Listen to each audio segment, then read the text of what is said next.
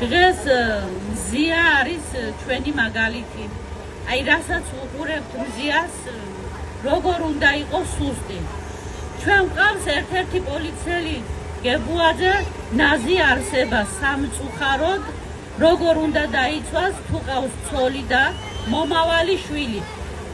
გებუაძემ მის არ დაბადებულ შვილს ძალიან ცუდი ავტორიტეტი უნდა დაუტოვოს. სირცხვილი ეგეთ პოლიციელს გაიგონებდეთ, კარგი იქნება და გებუაძეს არ ამგონია მის გვერდით, რომ ახლა პოლიციელები არიან და მეგობრები გულის სიღრმეში მისი საქციელი მოწონდეთ. ზრუქს უკან ყველა დაქცინის რო იცოდეთ. სამწუხაროა ესეთი პოლიციელი რომ ყავს, შელახე პოლიცieლის სახელი თქვენ. მზია უფრო ამაღლე ხალხის თვალში და უფრო ძლიერია. ჩვენი შვილებზე როგორც ვიტყვით, ჩემი შვილი ნამდვილად ახლა უნდა ქონდეს გამოცდები დამთავრებული და საზაფხულო არ დადეგებით უნდა ტკბებოდეს, მაგრამ უსამართლო კობახიძემ ლექტორმა საკუთარ სტუდენტს დებატებში ვერ დაუჯდა და რო უთხრა ზვიადმა მე შენ დაგიმტკიცებ, ეს კანონი არის რუსული, ირაკლის ქონდა აჩემებული ერთი არგუმენტიც არ არისო.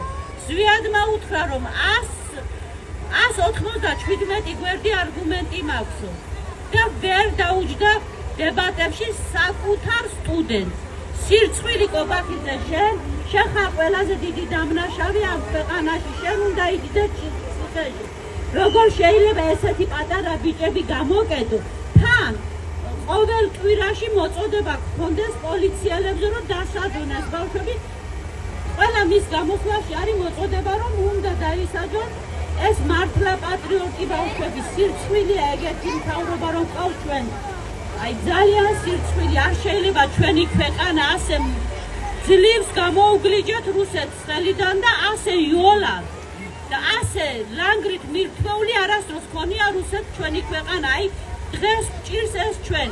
სანამ ცოტა დრო გვაქვს და გადაჩეხვის პირას ვართ, ყველამ ერთად მოვკიდოთ ხელი და ჩვენი ქვეყანა დავიხსნათ ამ დიდ ვერაგი ქვეყნისგან.